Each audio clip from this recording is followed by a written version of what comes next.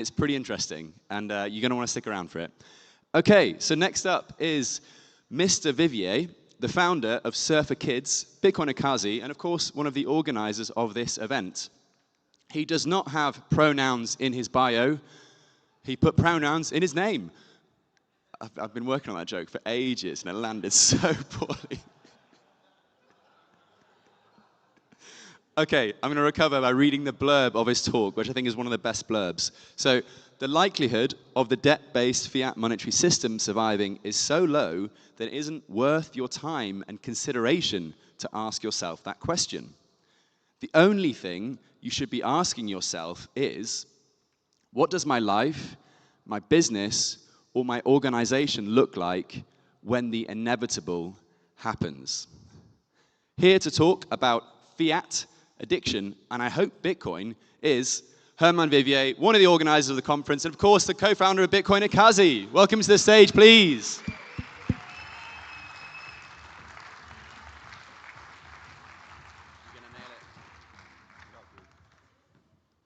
Yeah, how's it?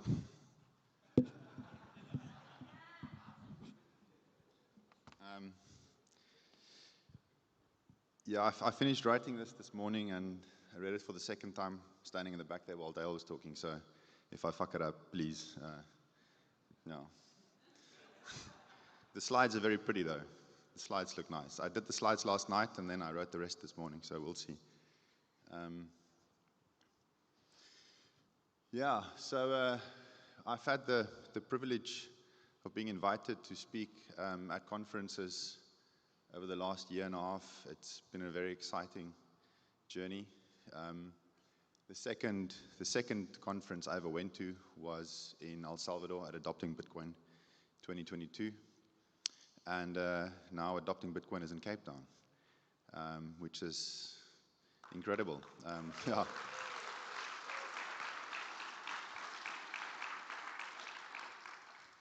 It's a little hard to believe that we actually pulled it off. I'm still not quite sure entirely how that happened, but we did. We're here. Lots of help, obviously. Yeah. So I want to spend some time talking to you about the project we run, but then I'd like to share something a little more personal too. This conference is very different from the others I've been to because obviously our entire team, or almost the entire team, is here. So if you've seen them hang around the Land Cruiser, you've seen Lutando walk around. Lutando is almost as famous as any other Bitcoiner here. He's been on his fair share of podcasts, but he's not the only one here. Yeah, we've got 5 people from the team here, and a special shout out to that lady up in the left-hand corner, Nosihle, if you can please.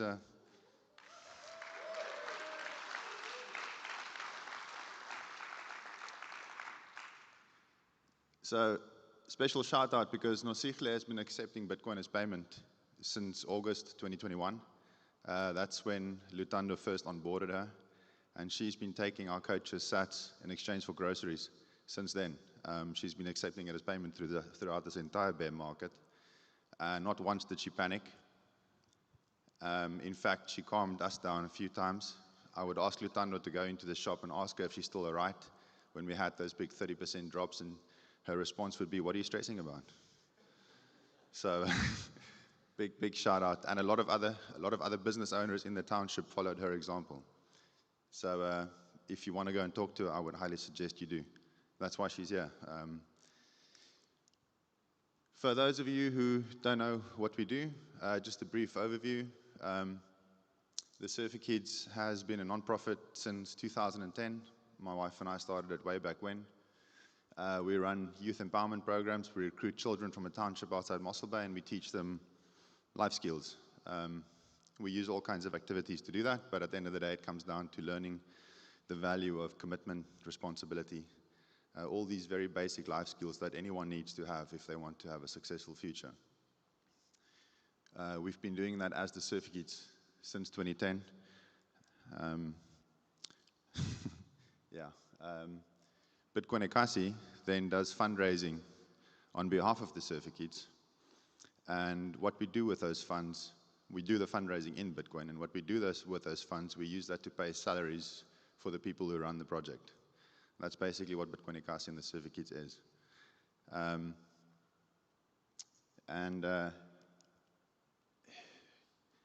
guess the question is why? Why are we doing this? And the answer is quite simple. Bitcoin is a tool for financial empowerment. It sounds a little cliche, but I've seen it in real life. It's empowered me personally, even though I come from a completely different background. And it's empowered people on the ground. It's a tool for financial empowerment, both as a savings technology, but also as a spendings technology. And I have endless debates on Twitter with people about this. They don't understand that Bitcoin can be adopted as a medium of exchange first, and then as a store of value. But as a spending...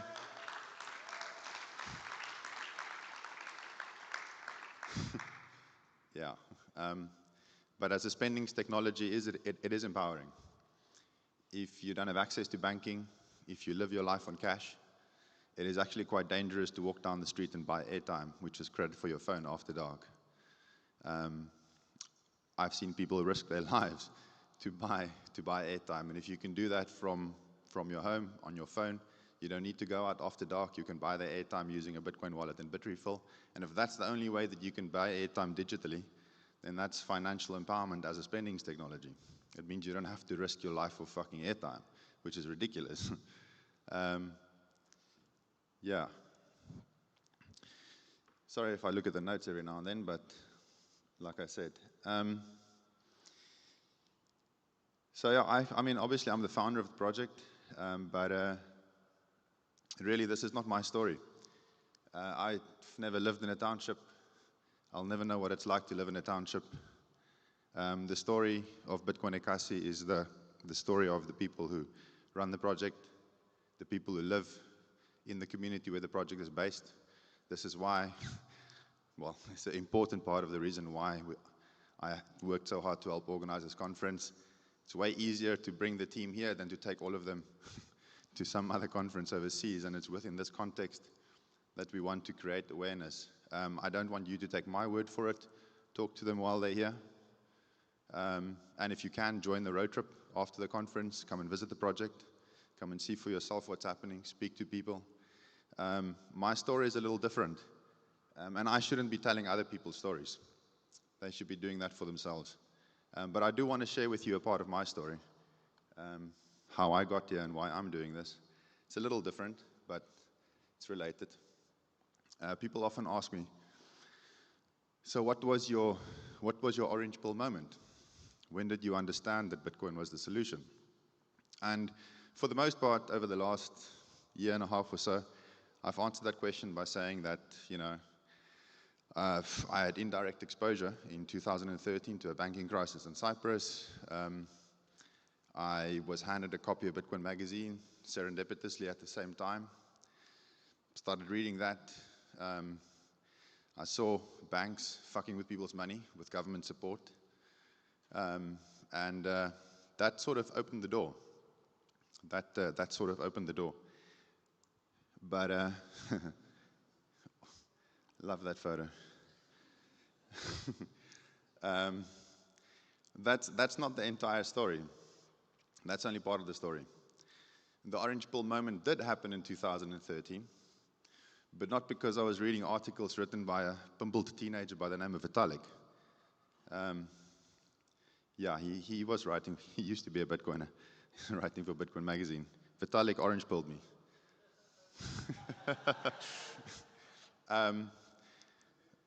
But what really happened in 2013 was that I finally recognized addiction for what it was.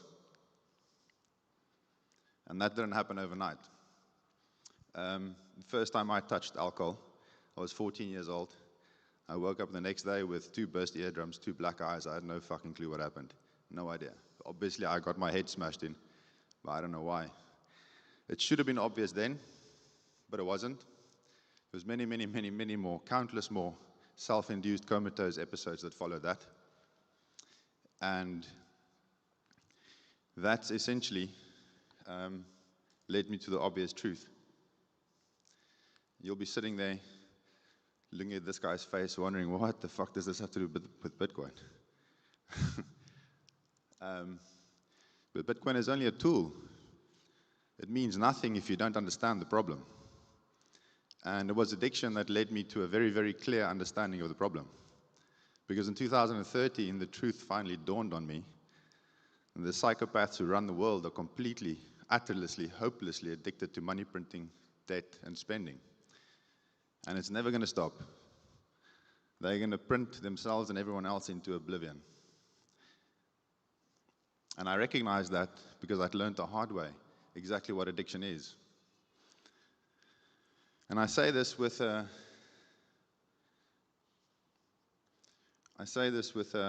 degree of confidence. Yeah, I say this with a degree of confidence because I spend a lot of time around addicts. That's how I stay clean. That's how I keep myself from going back to using. And 10 years in recovery have taught me that most addicts never stop using, even when there's nothing left.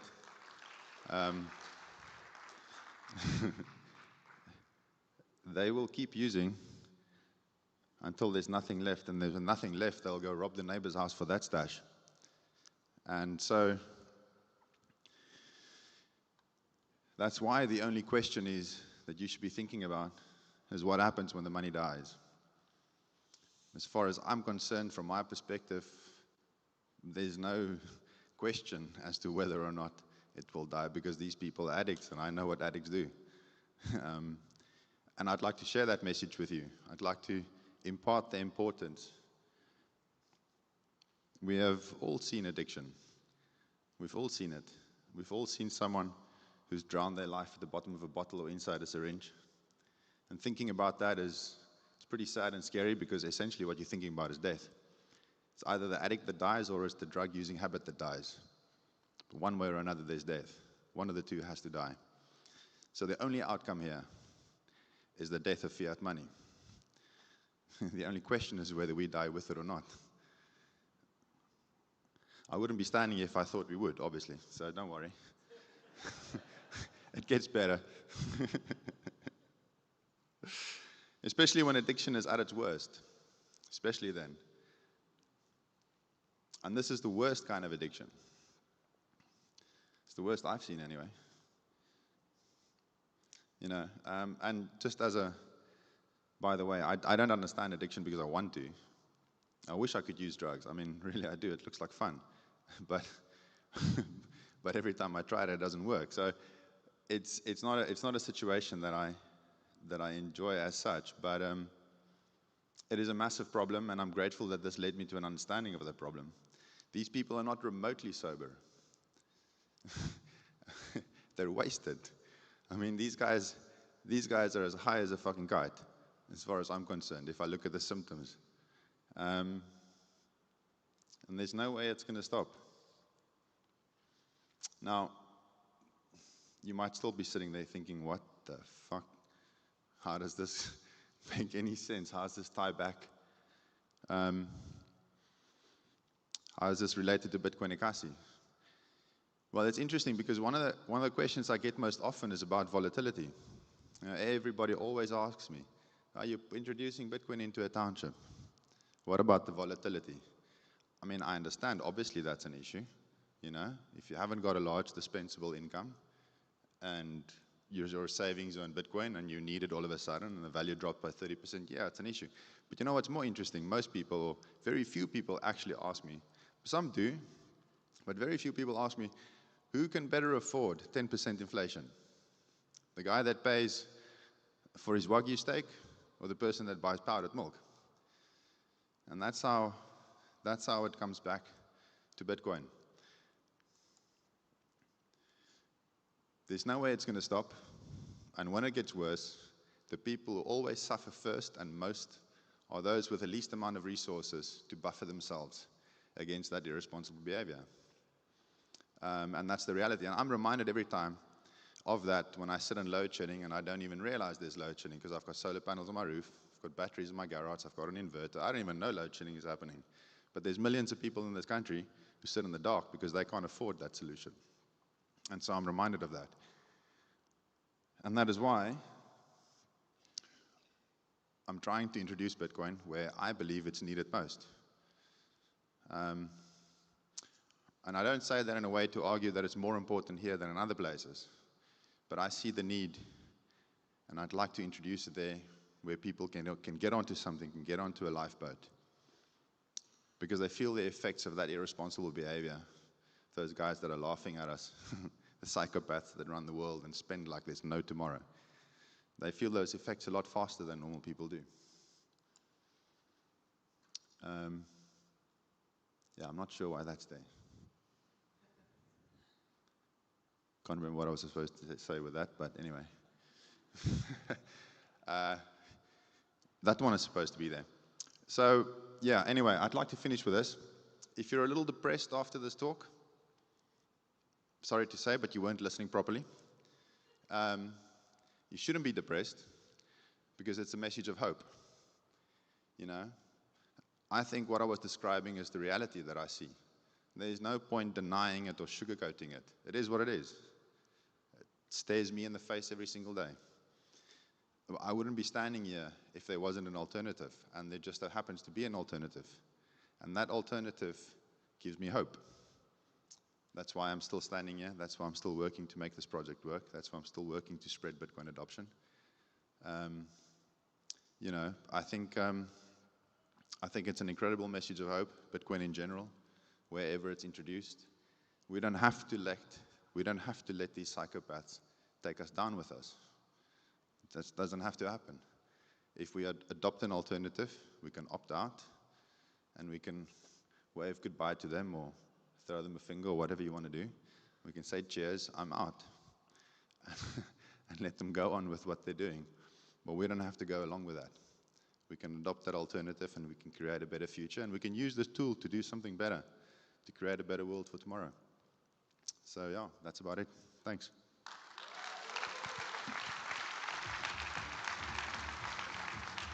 That was amazing. Well done, man. Well done. That was fantastic. Give it up for Herman. That was fantastic. Thank you so much, Herman. A message of hope, not depression. And if you are feeling a little bit depressed because of that, and you misheard his talk, then you're in luck, because we're going to play a game right now. Yesterday we played a game about words that I can't say, but I really shot myself in the foot. So instead, I'm going to work out who the naughtiest Bitcoiner is in the room right now. It's a game like Last Man Standing, and I need you all to stand on your feet. Please, everybody stand up. It's a very simple game, okay? If you have done the thing, you stay standing. And hopefully, little by little, we're going to work out who the naughtiest Bitcoiner is in the room. But don't worry, there's no need to feel shame or embarrassment or anything. We've just had, an addict talk about addiction on stage. There's no shame in this room. We're all Bitcoiners. But you do win the naughtiest Bitcoiner. Not one, but 2 books about Bitcoin to become a better Bitcoiner, as well as 10,000 sats from me. Okay? So definitely worth it, being the naughtiest Bitcoiner. Try and be as honest as possible here. For example, to give you a sense of this game, stay standing if you know that one of the sponsors today is Keat. That's just to check if we've got low blood pressure. We're all okay in here. Good. Okay, fantastic. So we're going to start the game now. Number 1, stay standing if you have shitcoined at any point, i.e. you've bought some crypto or whatever. I only know 2 people in my life that came to Bitcoin and only came to Bitcoin only, and one of them was my girlfriend. She just sat down. Yeah. Good girl. Thank you, Sophie. Number 2, stay standing if you've traded. Any traders in the room? Wow, okay, good. Some non-traders. Fantastic. Stay standing if you left some Bitcoin on an exchange and was like, I'll do that later. Naughty standing Bitcoiners. Good. Stay standing if you've ever got into some really pointless debate about Bitcoin. Good. Good. Stay standing if you think you won that debate about Bitcoin. Dale, definitely you're staying standing, mate. Stay standing if you've ever sold your Bitcoin for dirty fiat money without a valid reason to do so. It's true that sometimes we have to sell a bit of Bitcoin. Stay standing if you haven't read the Bitcoin white paper properly. You know, past page 5. After 5, it becomes like hieroglyphics to me. Stay standing if you had the option to pay in Bitcoin, but you paid in cash. Ugh. Wow, you guys are hardcore. Cool, cool, cool. Stay standing if you haven't read a Bitcoin book properly. Audiobooks count. Must be nice. Okay, we're down to 3, 4, 5 naughty Bitcoiners left. Gotta amp this up a bit. Stay standing if you've ever had difficulties paying for something in Bitcoin, like Lightning, and you thought, sod this, I'll just pay in Fiat. It's quicker anyway. Okay. Stay standing if you haven't used Bitcoin today. Today, yeah. Okay. Right, well, we're going to have to really amp this up. Stay standing if you're, like, super excited about CBDCs. Okay, I think the 2 there were our winners. I have a few Bitcoin books to give away, so come on down. Congratulations to the naughtiest Bitcoiners in the room. Can I ask for your name, please? Huh? Sizwe. Congratulations, mate. Just can you open up your Lightning wallet and I'll send you 10,000 sats. This is Bitcoin, everything in 21 pages. Read this and you won't be naughty anymore. What's your name? Sonia, lovely to meet you properly. Yeah, no, you get your sats as well. Open up your Lightning wallet. And if you don't know what it is, I'll come over and I'll show you how it works. But those books were put together by Edwin from Bitcoin Woodsend, and they are phenomenal resources for anyone that's struggling a bit with the Bitcoin thing. If you'd like to know what the last few were, stay standing if you are a big fan of Jamie Dimon.